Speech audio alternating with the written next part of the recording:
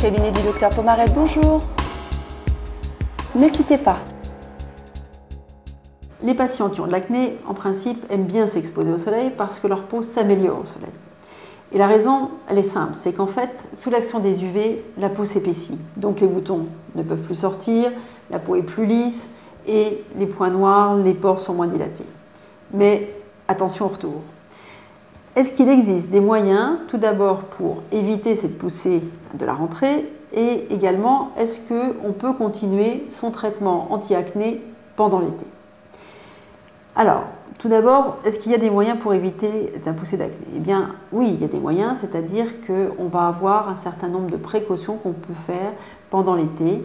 On va d'abord se protéger du soleil, bien sûr, mais on va utiliser des protections solaires non grasses, qui sont spécifiques. En principe, les gammes de solaire ont des textures légères, pas épaisses, qui permettent justement d'être utilisées par les patients qui ont des peaux à problème.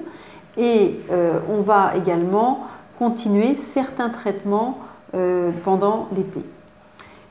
Les traitements qui peuvent être continués sont les traitements qui sont à base de zinc.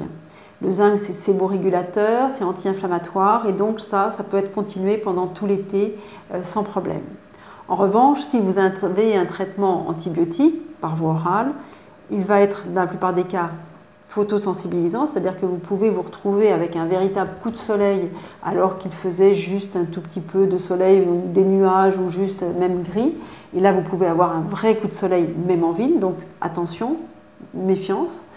Et bien sûr, le médicament photosensibilisant par excellence, c'est ce qu'on appelle l'isotrétinoïde par voie orale, c'est le Roaccutane, le Curacné ou le Procuta. Ces médicaments-là sont fortement photosensibilisants et bien sûr doivent être suspendus pendant l'été ou alors il ne faut absolument pas s'exposer durant l'été.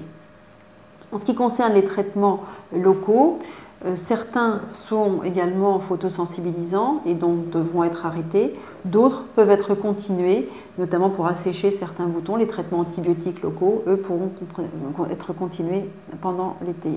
Quant à vos crèmes cosmétiques que vous utilisez le matin ou le soir, voire les deux, pour réguler le sébum ou qui sont adaptées à votre type de peau, la plupart de ces crèmes doivent être continuées pendant l'été et sont un élément important pour éviter également la survenue de poussées à la rentrée.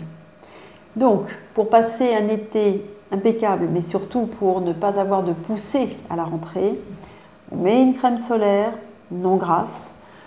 On peut continuer certains traitements en ayant consulté son dermatologue avant et on continue les crèmes cosmétiques qui ont été prescrites.